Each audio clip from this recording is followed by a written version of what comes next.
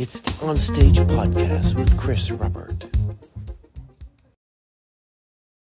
Welcome to another podcast. I'm your host, Chris Robert, of course. Today, based out of Louisiana, we have Gudlnd, who's an artist, who's an advocate of representing art in its purest form. He has been in the industry for a decade, has played for several bands. We would be interested in knowing what bands those are, and has performed all across America. But he's refusing to be bound by a single genre.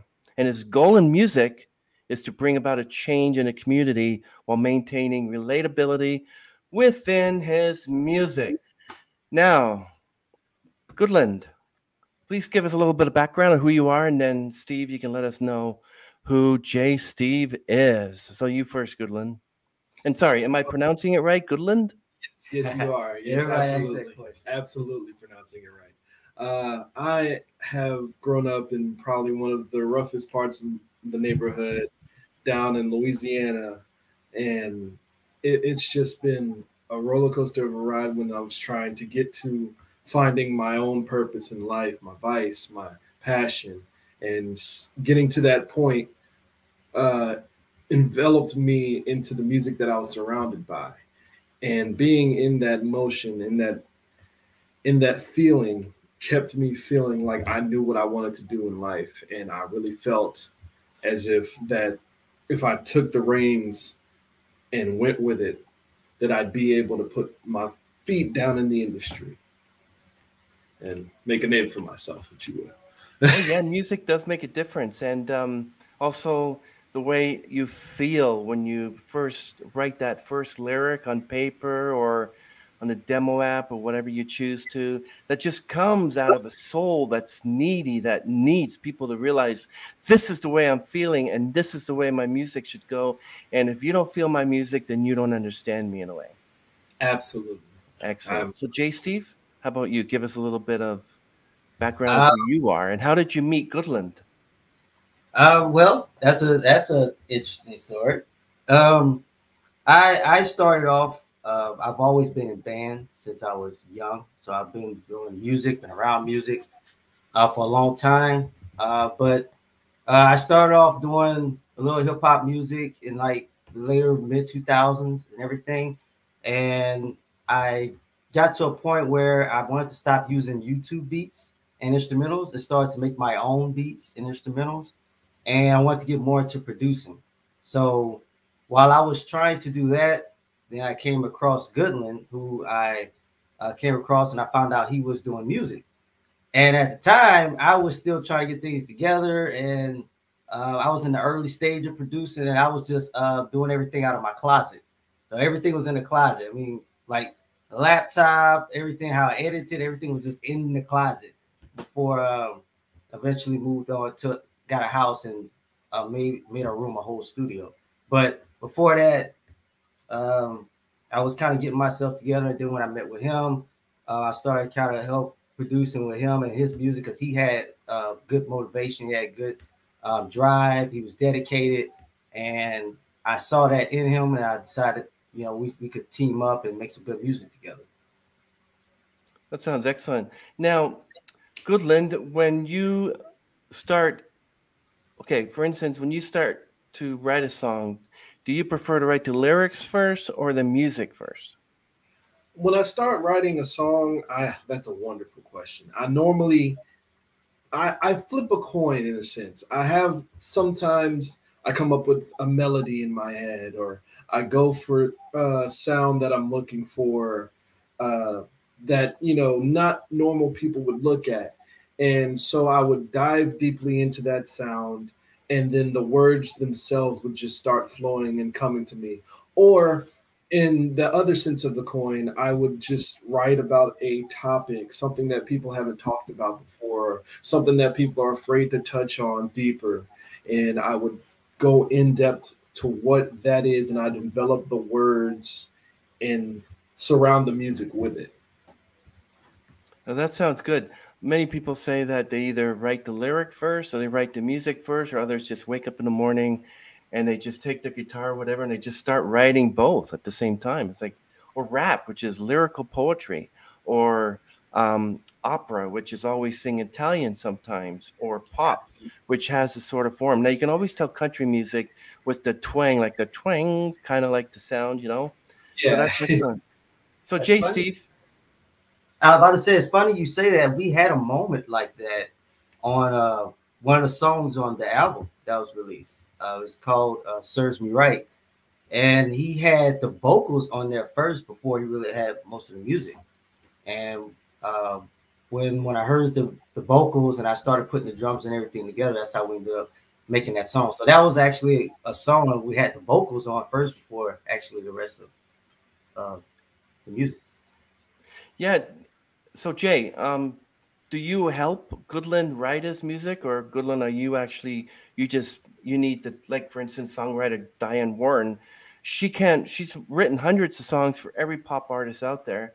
She has this whole room that's basically just her thinking room, and she goes in and she thinks of a song and she writes it. So she has nobody help her.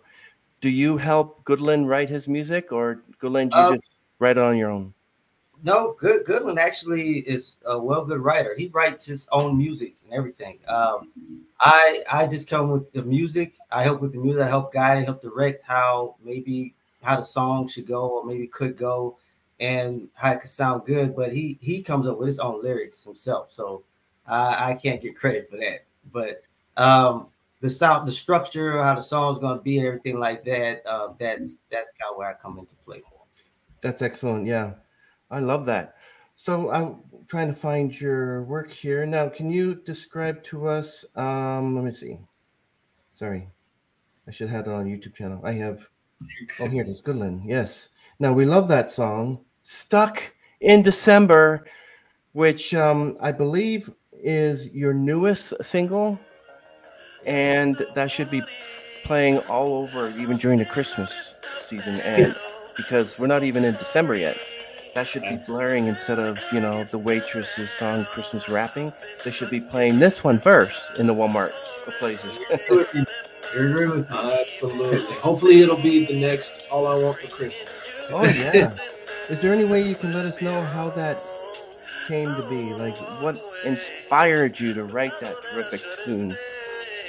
Well, one of my friends, he was going through a tough time in his life, and he was having trouble finding time to make for us, and to just de-stress himself out because he was always in the motions of providing for his family.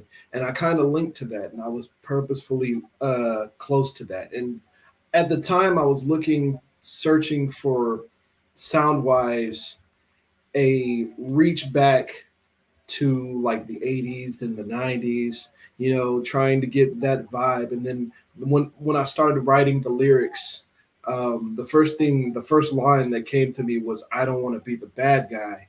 And around that whole concept, I enveloped that whole decision within that song, and the music itself surrounded it. And it just enveloped into what Stuck in December is today, a 80s vibe that kind of carries itself synthetically and tells a story about a man struggling to choose between his loved ones and providing for them and his own self and spending time with others.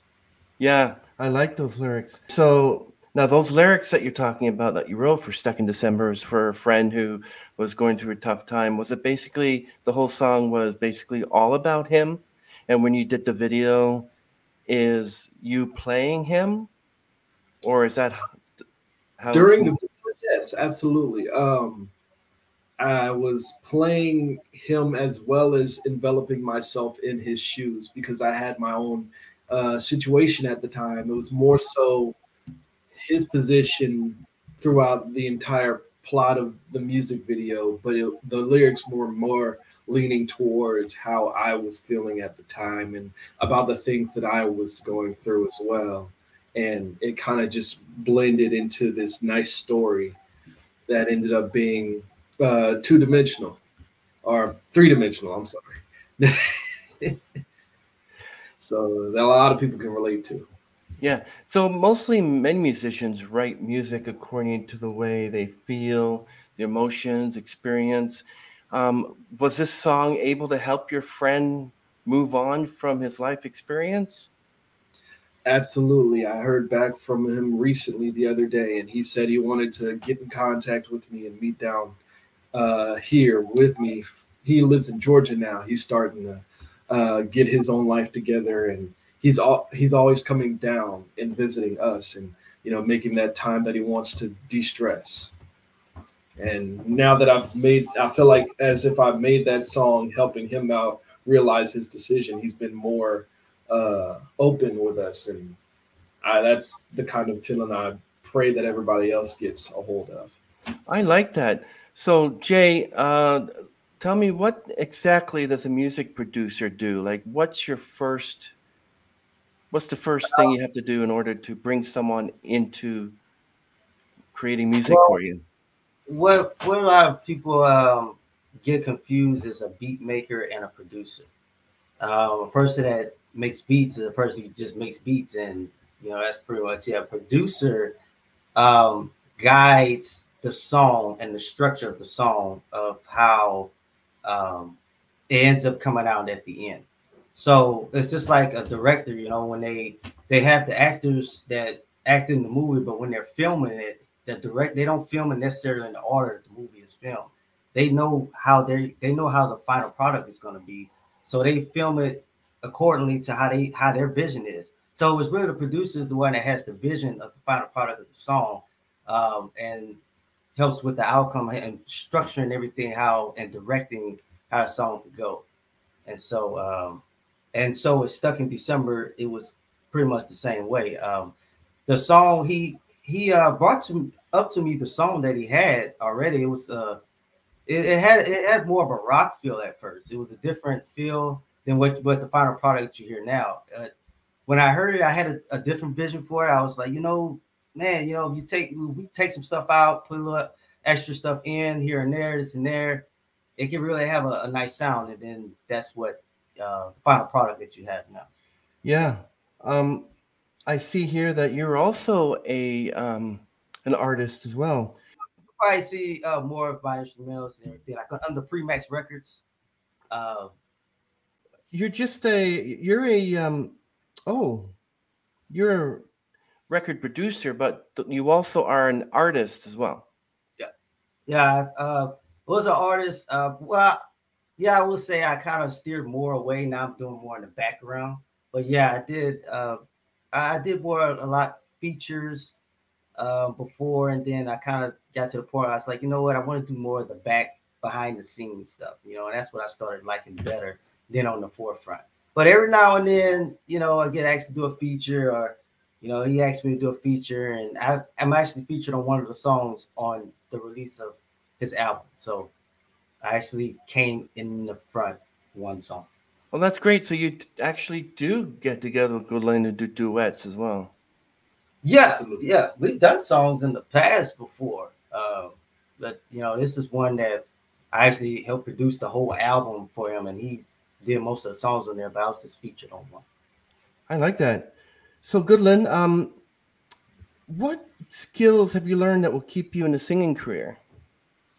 I've learned that, as well as keeping an open eye and an open mind, being conversive with more people and branching out, being more open toward how things are, and adjusting to said changes in how everything is. Because I've noticed that with how music has enveloped and how social media has boosted us, we can make a name for ourselves and do a whole bunch of shows outside of social media within that bubble, and so adjusting to the social media game that is being played by several artists, I feel as though that learning that structure and being more adjusted and one with that structure is what I have learned over the course of the entire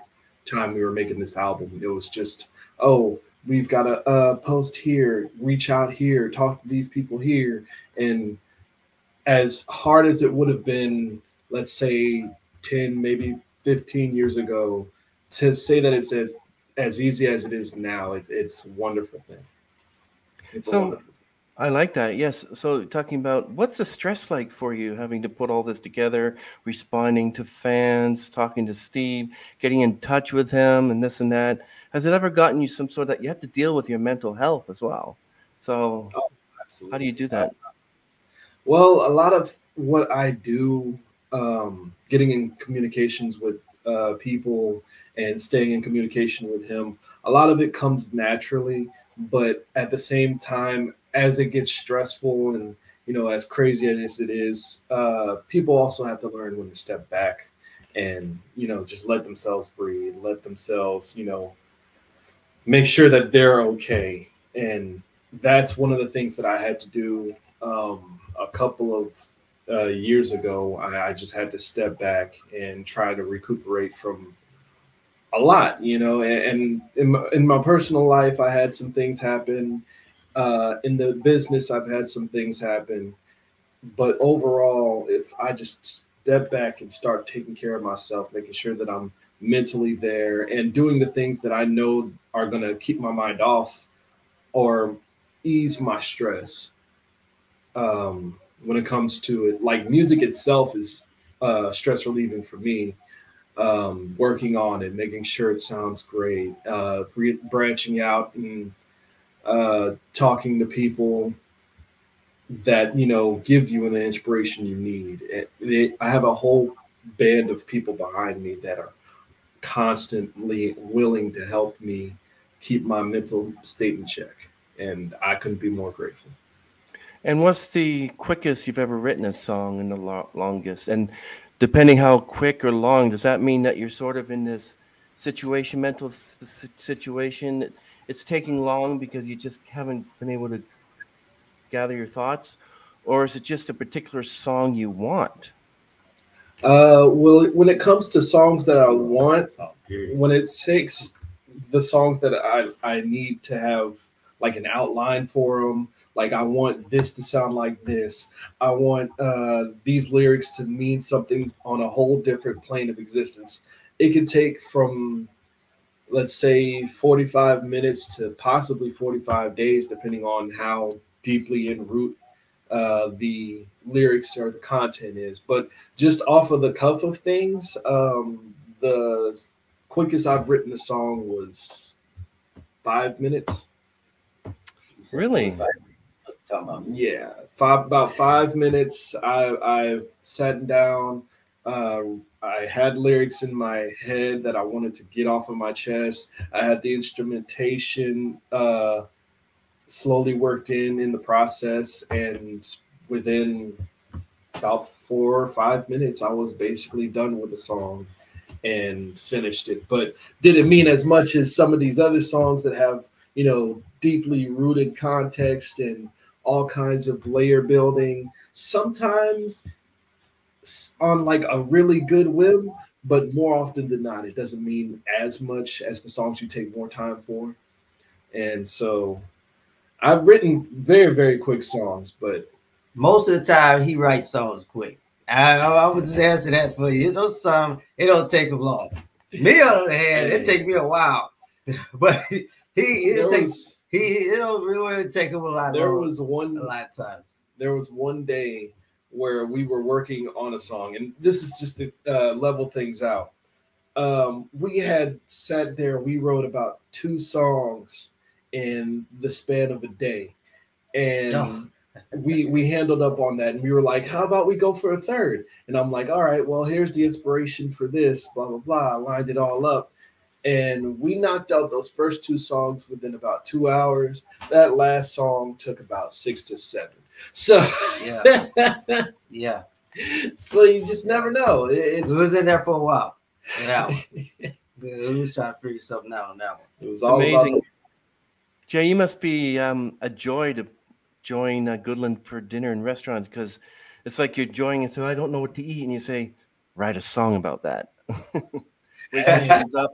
Yeah, what would you guys like? I like to have my hamburger, fries. What do you want, Jay? Hamburger and fries as well. Write a song about that. Hey, the crazy part, there's a lot of times we've had situation. Well, it's like kind of like what you're saying. We've even bounced ideas off each other. That's the time where I've called him. Like some of the songs on the album, I say, man, look, pull over to the side, man. I got this idea. Listen to what I just sent you. Got this idea of a song. Send it to him. I say, pull over. I don't care if you're driving or not. Pull over to the side and listen to it. And he'll listen to it and say, oh yeah, man, we'll do something with that. And we'll get in the studio. We'll start working on it. So, oh yeah, ideas that always happens all the time. We'll just make songs off of that. Usually when I talk to people, whatever, and they say something weird, I say, funky Cold Medina. That's what I say. Funky Cold Medina. Hey, there you go. You ready? Let's say it in unison. Ready? 3, 2, 1. Funky Cold Medina. I love it. One moment. Yeah. What's the meaning behind that? What's Cold Medina? Sorry, I thought the light coming from the window would give me more in my face, but okay, I have to hold on. I just have to change this for a bit. Sorry, guys. Oh no, take it. Excuse me, okay. So that's great. Yes. So in terms of overall composition, what is your favorite song and why? And this is attributed to Gudlnd. Ooh, that's a good one. Overall composition. You talking about the album or just like that? Oh, wait, yeah, on the album or just in general of all time? Well, let's say you wanted to write a song, and let's say you wanted to write a song, and you're going to choose, okay, I'm going to write a pop song today.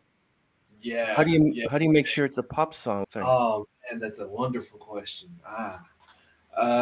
If I'd have to go straight to, depending on how I would execute things, if I was singing more and leaning more into, let's say, I wanted to dive deeply into making a song sound different. One of the first few songs I kind of dive into, overall composition wise, I'd say singing wise, I would start off with They Don't Care About Us by Michael Jackson. And overall scale, there's a song called Hosanna by Kurt Franklin. Those two songs in particular, when it comes to singing, I kind of lean into those composition wise and see what I can take from them, because to this day, you take things from that song and you're constantly learning things that they did, little instances or even big moments that you might have missed within those songs that just keep coming and keep feeding your drive to be able to do something different. As for possibly rapping wise, there's a very, very underrated song. It's called Nod Your Head. It's by Will Smith. It's off of the soundtrack of the Men in Black 2 album. It's his only song that he made, I believe, on that album. And it's probably one of the most compromised songs in existence, to be honest with you. And I'm not even saying it just to bloat the ego or get any promotion. There's just a lot of musical depth within how the song was structured and how it was made that really still to this day I feed off of within the music, the piano playing, the guitars, the drums, the way he flows over everything. It just kind of fit too well. And I kind of lean into that. Those are two songs that really stand out for me. Yeah, They Don't Care About Us is a pretty good song by Michael Jackson, and he's probably got music out there that hasn't been released yet, because I hear that they've released some older Beatles tunes that the world has not even seen yet. Gudlnd, you have all these songs somewhere, and then whenever you need a song for an album, you just grab it from the repository, or? Well, what I like to do is, because I have so many deep thoughts when it comes to the songs that I make and how I want to structure it to fit and fill in with everybody, I take the songs that I really, really have a connection to, and I'll probably carry them on to the next project because maybe they'll fit in that position. Or sometimes whenever I'm in the motions of making a song, I'll take tidbits of that song that I already made and carry it into that other song. But normally I do like to keep a consistent flow of new music so that way I don't ever stay stale, and keep the freshness on while also taking from inspirations that I've had in the past. Do you enjoy your work, Goodland, writing all this music and recording it? Is it something you enjoy? Because I think it's the day that you stop enjoying it is the day that you would actually walk away. Is that true? Absolutely true. And We just had a we conversation about just had that. a conversation about it not too long ago. And yeah, if it ever gets to a point to where, I've lost it all when it came to the music industry, then I would gladly know for certainty that I'd give it up. But it's something in me since before I was born that just kind of set me into the music notion where it was like, okay, this is what you're meant to do. Before you even came out of the womb, your mom was putting headphones on her stomach so you could listen to the music. So you knew what you wanted to do from the jump. And I just carried myself unconsciously throughout the music industry. And I feel as though for me, that passion can't really die. For me, it just means too much to who I am as a person. And it really isn't going anywhere anytime soon. That's for certainty. Maybe if I get to the end of my rope, I'll hang up the touring boots, but it'll probably be when I'm like 165. Hey, Jay, Steve, how about you? Do you really enjoy doing your record producing? Do you really enjoy doing that? Oh, yes, I love it. I love the behind the scenes of it because I love seeing the work, the final product of it, like the hard work that you put in, and then seeing the final product. But I love we come across talent like Gudlnd, and being able to uh, use that talent and to kind of structure it into like something that you already have, like something that a beat or something that I created. But then if I have a vision, I can see a vision for something, but then you have a talent like Goodland, and it's like, man, with that talent, it's just put this kind of music behind him and this and that and a certain sound, man, make good music. And so that's yes, I enjoy it. I enjoy definitely the results at the end. The hard work pays off. The hard work definitely pays off. Is Goodland the only one that you have, or do you have others under your wing that you're helping out? I've had a couple others before, but it wasn't as dedicated as Goodland. But I do have another one that's in the works. I'll keep that in the sleeve and until ready to put that one out. But it is a singer though. That's awesome. So as you got to deal with one at a time, I guess. Become friends with the one you're helping and work Oh yeah. together. That's great. You two seem to have a great working relationship. Oh yeah. So I appreciate that. Um, how have you been able to use social media during these unprecedented times, like during COVID? Are you finding that you use it even more to stay connected to fans and other musicians? Well, in the sense of me getting connected to other musicians and staying connected to the fans, I more so lean on going through the more recent platforms like say your TikToks and your Snapchats. People that are constantly online every day are normally on these platforms and normally getting these certain circumstances out. Those are the people that are constantly pushing, hey, this is my favorite song over here. However, on other platforms, I make sure that it's completely professional and, laid out as it is. It's like, here is my release. Here is what I'm doing soon. Here's what I have upcoming, and I make sure it looks as neat and professional as possible to where people accept it and naturally take it in. However, the TikToks and the Snapchats, I am more how would you say extroverted when it comes to how I communicate with those people and those fans, and being close with everyone.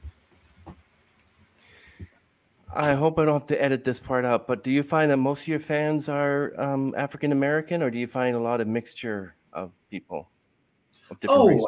absolutely. No, it's that a wide majority of people that are just different from all kinds of nationalities. There was one point where I had posted one of my singles, and about 30,000 people who listened to it. Out of 30,000 people, 28,000 of those people were from India.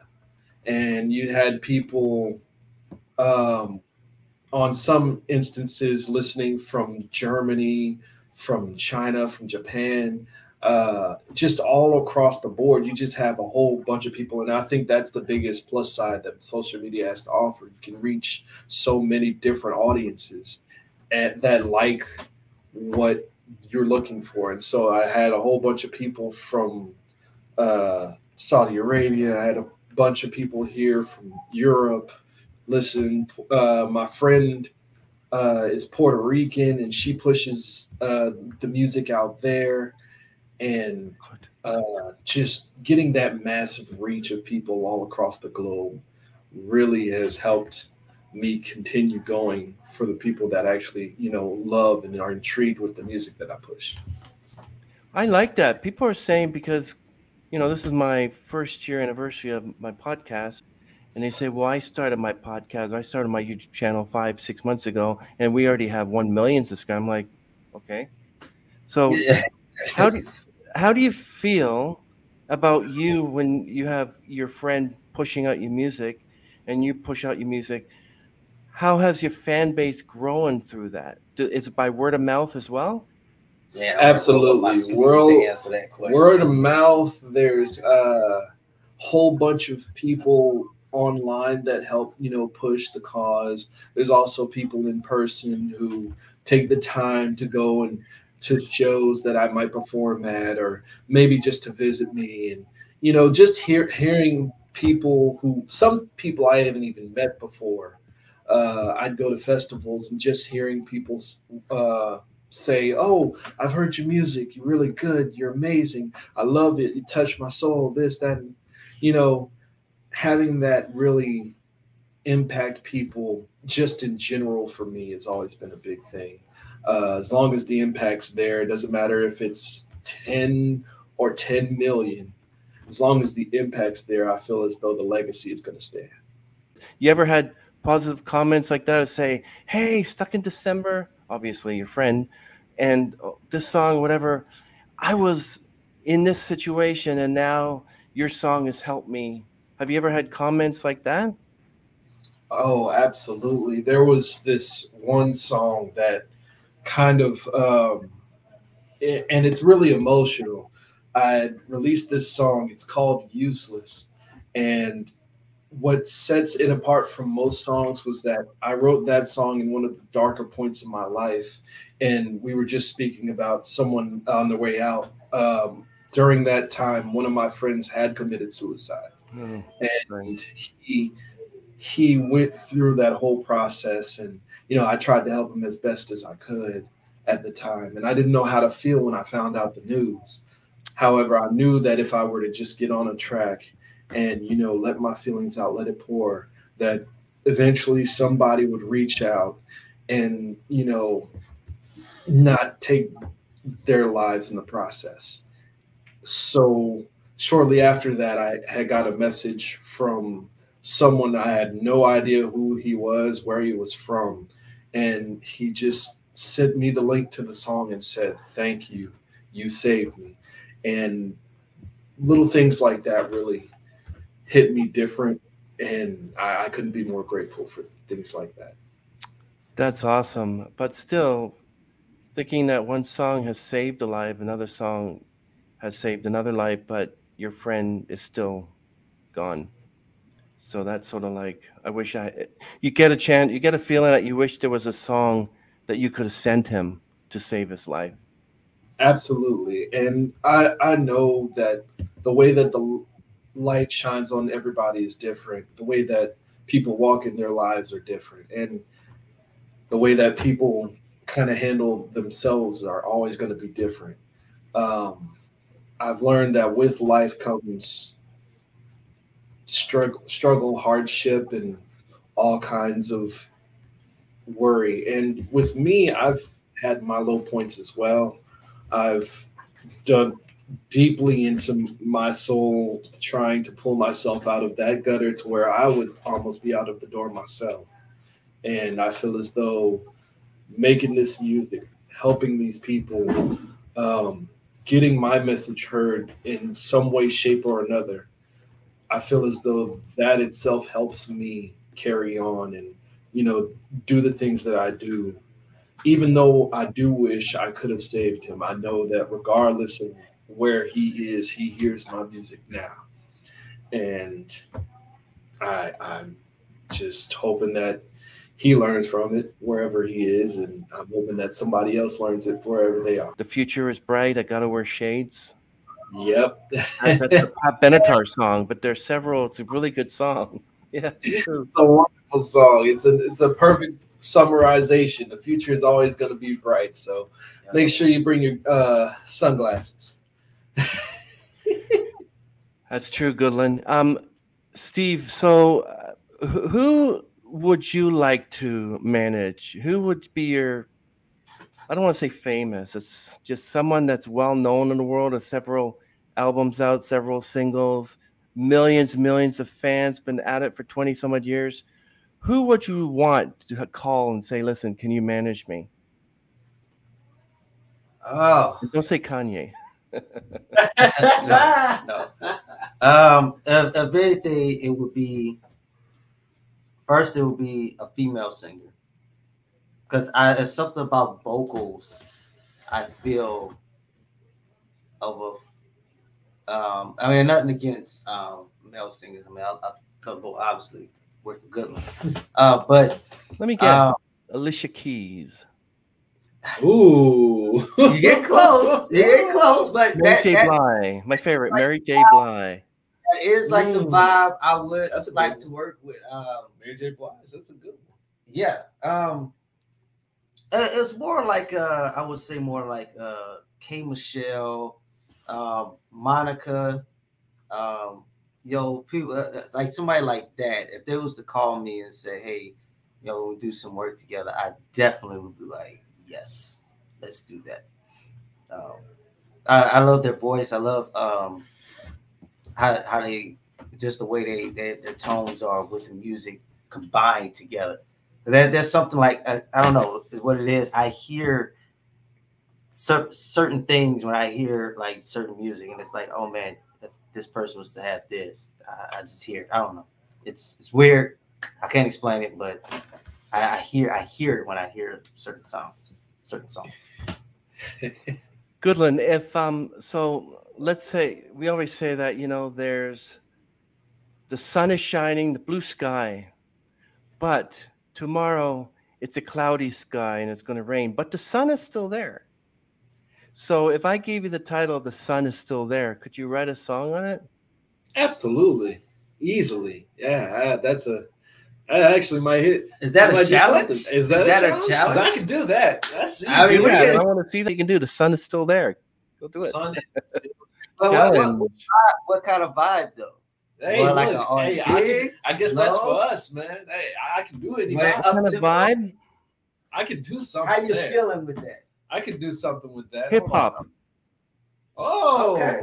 The sun is still there. It was a couple weeks, man. Oh yeah, it was a couple weeks. Wow, awesome! I love you guys. Excellent. Gudlnd, is there another musician you've monitored or mentored or trained? There's a few actually. One of my friends, he and I used to do music not too long ago. During the pandemic, when we were on lockdown and I was trying to find new different sounds, new different ways, he went and came to me and was just really passionate and adamant about working on a project and getting stuff together. And I was telling them, I was like, look, I'll give you all of the platforms you need to be able to make your own sound and do what you need to do. And I worked him through it. And his stage name is I gather Tubby. So I worked with him. I showed him how the structure of everything goes. Just gave him the barest necessities to go about everything, and he went and he did his thing. And right now he's working with a couple of people. He's got hundreds of thousands of streams on Spotify, and he's constantly working on him doing what he does. There was a guy not too long ago. He's producing for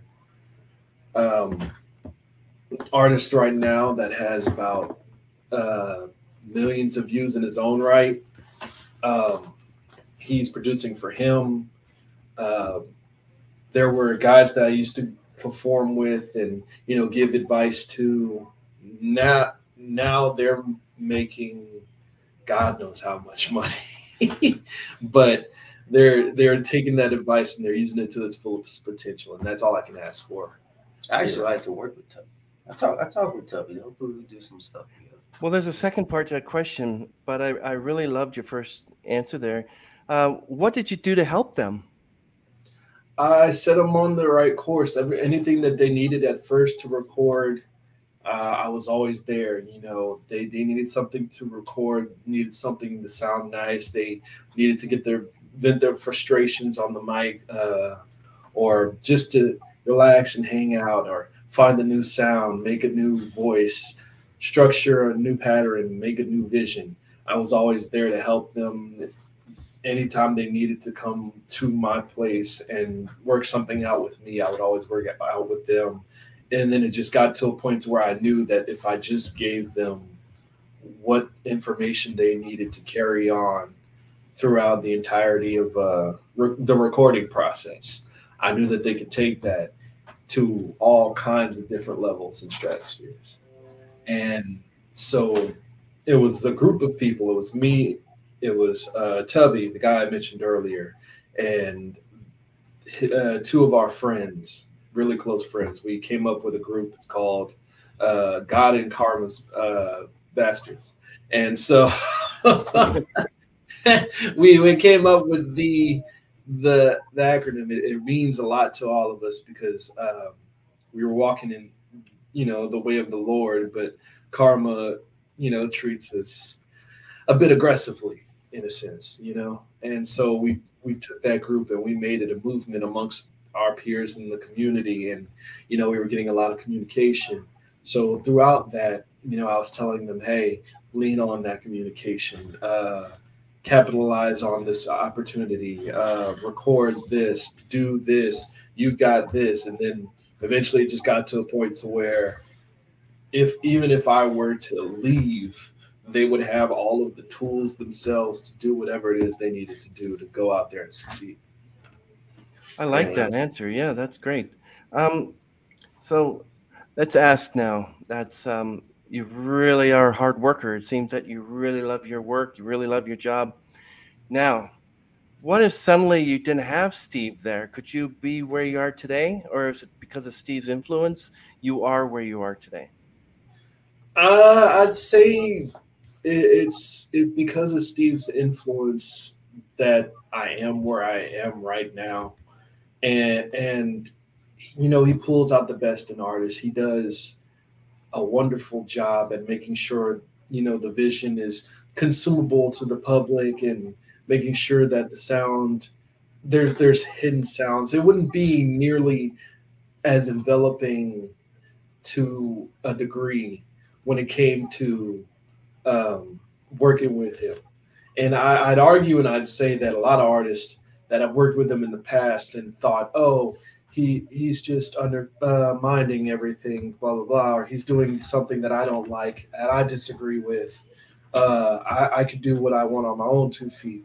They would go out and they would fall on their face. But overall, I'd say the influence spectrum of things, there really isn't any any position I would be in that I would enjoy it as much as I do right now if it weren't for, me being around him. That's awesome. And how about you, JC? Where would you be if you didn't have Goodland there? Uh, like I told you before, Gudlnd is probably of a lot of the artists that I work with the most dedicated. Uh, I've worked with a couple other ones, probably didn't have the same because there's work to go into making a song. There's work to making not just a song, an album. So not let alone an album, just one song alone. So there's a couple people I've worked with, did some music with that after doing one song or two songs, it's like, then felt like, oh, this is too much, or didn't really, once they started getting into it, starts realizing like this is some work, like it takes dedication, and to stick with it because there's gonna be some highs, some lows, and figuring it out and back and forward, and especially in trying to understand what the vision is of what we're trying to get as a whole. And I would say Gudlnd is one of the few is real dedicated. Like no matter what, when there was something that we probably recorded, and I was able to call him and tell him, "Hey man, look, maybe let's redo that. Didn't like the way it sounded. Maybe we should do it going at a different way." He's open. He's open-minded to it. He came in and actually he went at it a different way, and it came out good. So that's definitely what I enjoy working with Gudlnd. He's really, really dedicated. He's really motivated, and he's he put in the time. He's put in the time, and he deserves for it to be shown. Are you his Jazzy Jeff to Will Smith, or are you Will Smith as Jazzy Jeff?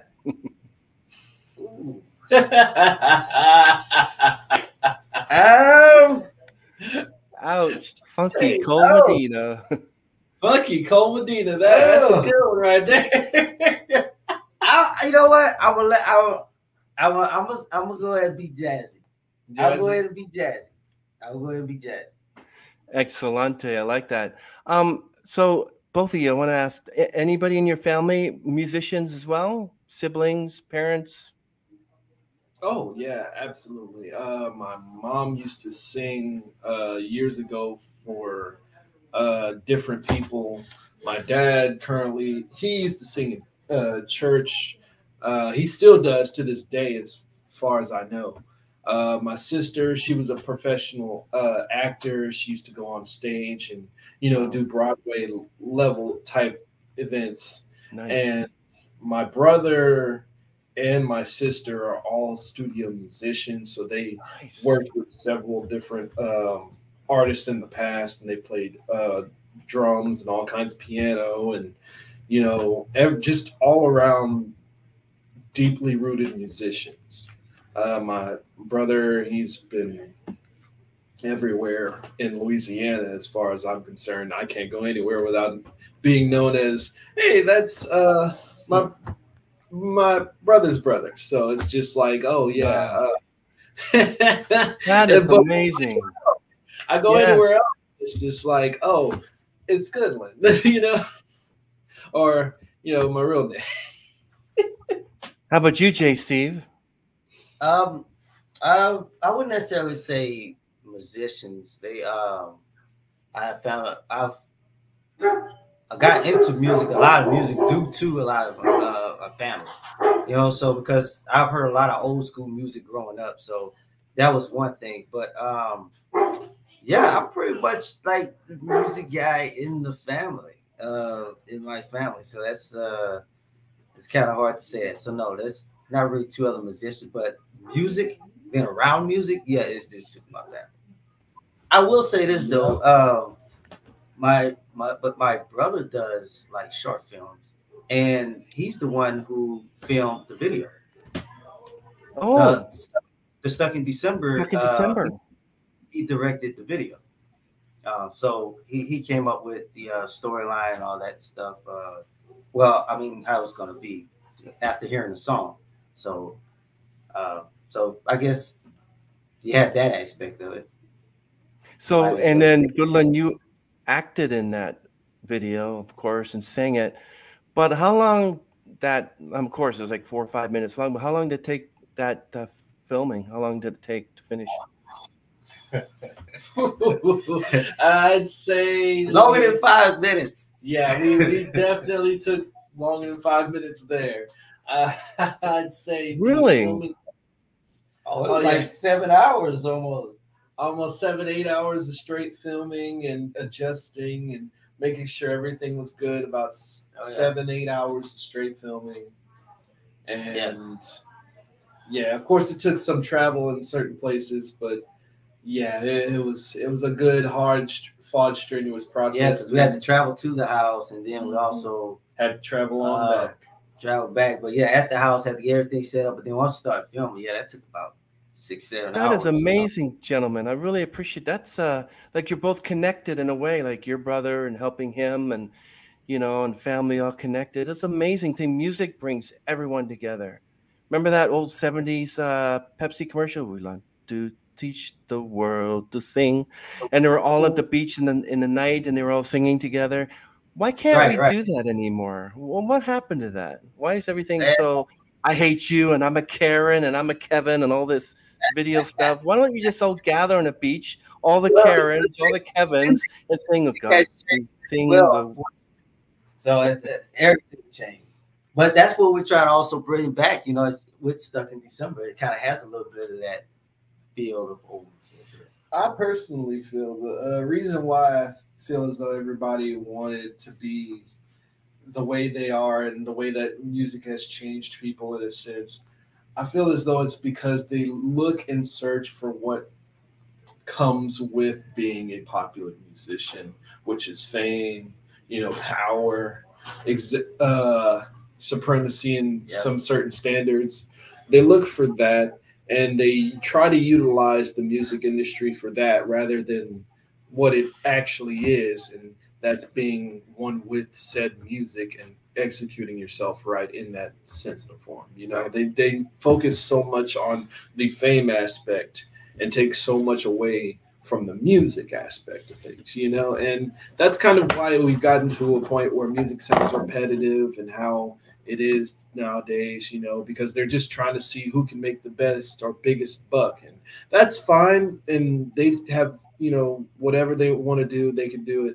But for what I seek, for the music that I want to make and the music that I feel everybody wants to make at heart, I feel as though it takes way more skill and dedication and hard work and, stern level of intelligence to do that kind of ordeal, So. That's correct. We had a musician on named Emma G. She used to be lead singer of a group called Static Era, and she taught me a lot. And it's terrible the way people treat people these days. Racism and everything should all be stamped out. Like, why don't we just all get together and holding hands and saying, I don't know if you remember this song, put your hand in the man who stilled the water. I don't know if you remember that one. Oh, yeah. It was a famous song back in the 70s. So, yeah, like. I would say that's one thing music does, though. Music brings people together.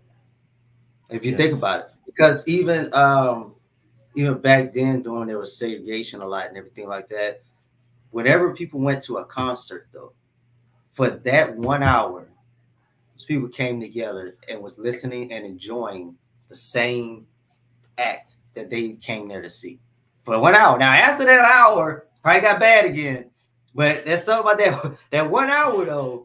Those people came together and was enjoying a good time together, enjoying the same person because they both like the same person.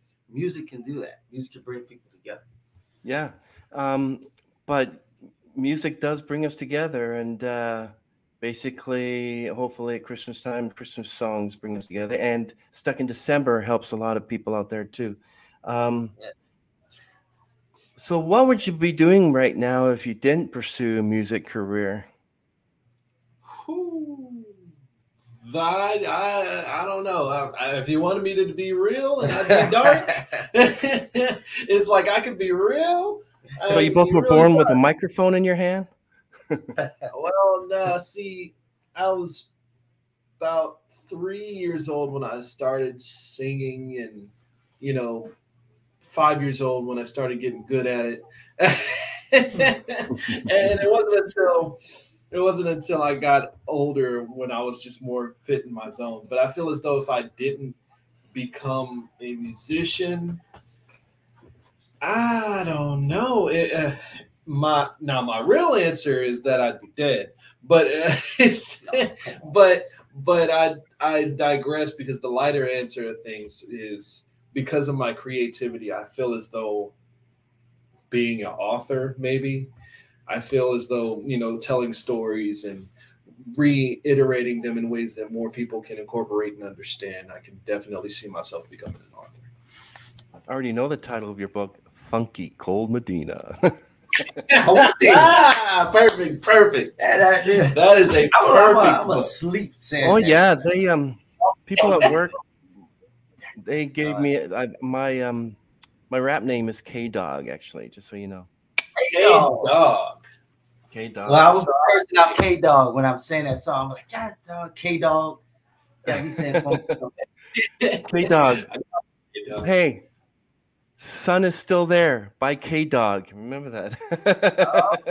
Hold on, I remember that. We're serious. K Dog featuring Gudlnd and J Steve. Happily, I will happily. I'm serious. That song. We're serious. In a couple of weeks, we're gonna be working on that wait. song. You guys are Well, we're gonna be working on a song now. In a couple of weeks, it should be done. talking about music, bring us together. We're all family now. Absolutely, K-Dog. So, do you think the internet has impacted the music business? Oh, absolutely. If it weren't for the internet, I don't think I'd be nearly as successful in the sense of pushing the music out there to a wider audience, like worldwide. I still be just as dedicated and probably more motivated to go out and do things with more people. But thanks to social media, I feel as though it made things a lot easier for people to accommodate. And with that, it's helped me reach that wider span of audience. And I couldn't be more grateful. I think it affected in both positive and a negative way. I think social media helps also with people getting their music out faster, and making it easier to get out to a fan base. I think the negative is it's not always necessarily based on talent. Now you got anybody can almost get famous just by putting something on the internet, and then just people find it catchy, and bam, that's it. But it used to be where without the internet, you actually had to go either buy to see or go see them in performance and see if they were actually talented, and then that was determined how successful they are. Because as much as crazy as that sounds, this is like music is one of the few businesses where your success is based on people's opinion. If you think about it, if other people don't like you, you're not going to be you're not going to be considered successful. I mean, you're still going to be successful in your own right and everything else, but your success is based off of if people buy your stuff or go listen to you or go to you or not.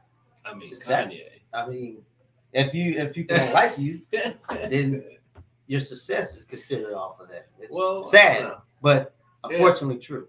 I feel like that's a give and take, though. Oh yeah, definitely. Yeah, I like that. I appreciate that. So okay, before we end the stream, what we're going to do is we're going to ask you some questions from the audience, and this one's attributed to Gudlnd. So, which famous musicians do you admire?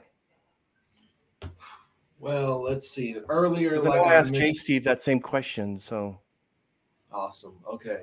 So earlier, like I mentioned, I was really heavy on Michael Jackson. I was really heavy on Kirk Franklin. I got to meet him once on stage, and I got to see him live at a show. Those two kind of impacted the way I structure music. As for other lines of root, there's also, the likes of Tupac and Biggie. You have just the depth of Earth, Wind, and Fire in a sense, and just being influenced all around. I would definitely lean heavy on that Earth, those musician picks as a whole. Those are the musicians I go to for whenever I need that trigger, that inspiration immediately, and I'm already in the motions to just start something. Those are the guys I go to, and I'm like, I'm trying to be a big bowl of that. And so, and Minus so the whenever pits, right? exactly, exactly. So it's like you get your Princes and your The Weekends, and you get your flashes in the pen here and there that have a lot of that depth. But those artists that I brought up had certain aspects of them that really defined who they are, and those certain aspects that defined it, who they were, kind of carried on with me and made me who I am today. So I'd argue and say without those artists as a whole, I wouldn't be here. So definitely those are the ones that inspired me the most. Yeah, when I was growing up, it was Kool and the Gang and Bee Gees, and I think it's still Bee Gees today. But I love Kool and the Gang. They were like, "Ba, ba, ba, ba, ba, ba, bum, bum, bum, bum, bum, bum, bum, bum, bum, bum." And then you have to do. That's us. And My dad, it's too hot, too hot, babe. Like I'm performing in front of you now. yeah, I love it. I love it. I see you, K Dog. I see you. Thank you. This musician. Sorry, this question is for J. Steve. What is the most trouble you've gotten into? The most trouble I've gotten into. Well, like Is that digging into your deep man or something? I never really was a trouble guy, man. I'll tell you, the most trouble I ever got. You know what? I stole my dad's watch when I was young. I was like in the 4th grade. I wanted to impress the girls at school, and I took my dad's watch from the living room, and I ended up losing the watch before I could bring it back home. Oh no! Yeah. Did you ever find Yeah. it? No, I did. Yes, I did find it. I did find it. Yeah, but I got a lot of trouble with that. But as for legal trouble, nah, I never. No, I mean, I got a ticket.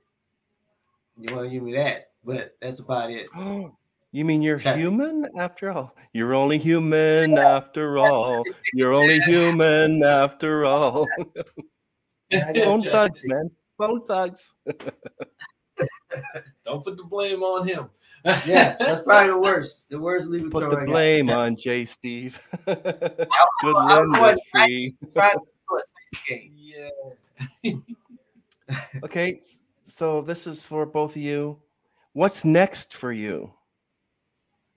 Oh man, just more of the same, to be honest. Maybe doing things on a grander scale, spreading the word, the message, the impact, the influence of who Gudlnd, J. Steve, and Premax Records are. And just going all around, incorporating more artists underneath the wing, doing more live things now that everything's kind of lifted a little bit. Even going on podcast and showing love to everyone who's also on the rise and making their name and their staples, and supporting our local music community. So I feel like that's next for us when it comes to the layout of things. Jerry? For me, I already started in the process of working with another artist, like I've mentioned before, and that's a project I'm already starting to get ready on. So hopefully we'll have another Stuck in December type thing that gets out there, catches attention.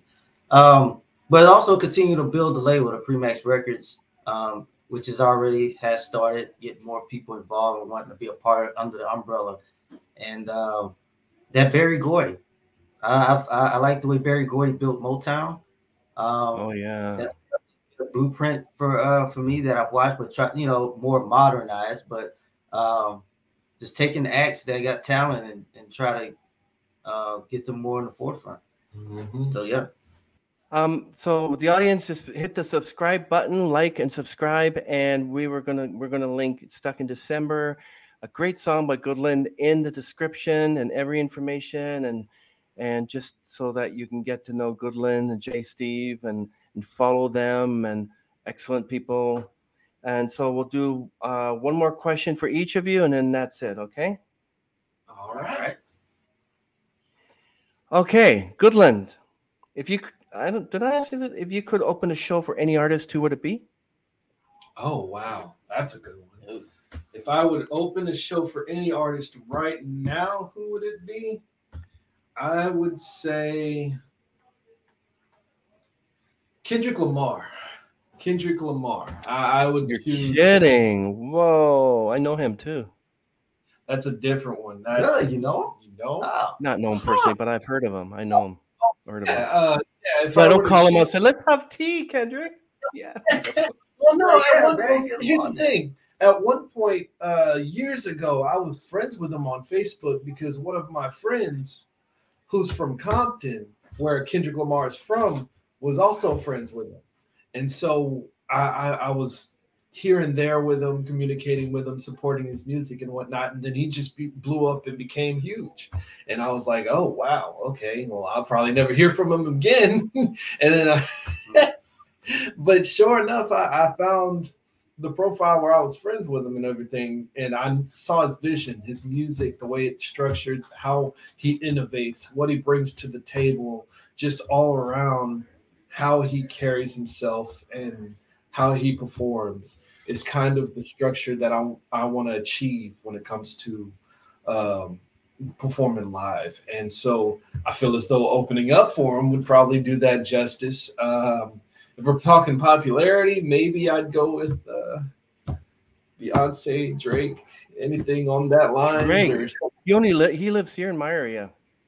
Yeah. Yeah, in old Canada. Huh? Really? We actually have a recording studio named Metal Works, and he recorded most of his albums. Yeah, he was on Degrassi, I believe, and he lives in Toronto. And we have a mall just up here, which is like 10-minute walk. And yeah, he grew up in my area. Sadly, I can't tell anyone where I live, but it's from Toronto, like 20 minutes from Toronto. But yeah, Right. but I've never met him. But to have him on the podcast, excellent, Gudlnd, excellent, Jay Steve. Really appreciate this. Okay, you guys are excellent. I really appreciate it this time. Excellent. I can't wait for that song, "The Sun Is Still There," by featuring Gudlnd and Jay Steve and K-Dog. I love it. Already know it. That's great, guys. So we're going to end the stream, but what is the one message you want to give your fans, people who watch this when it's posted? One message I want to give to the fans: keep your head up, always keep it moving forward. And there's so many things to hold and things to do that will keep you going, because as long as the future exists, the sun is still there. The sun is still there. I like that. You make sure you put that lyric in there. I love it. Wow. These guys are great. So see everyone out there. Thank you for watching. Thank you guys for watching so much, man. Appreciate it for having us. Appreciate it. Appreciate it. Thank you very much for being our guest.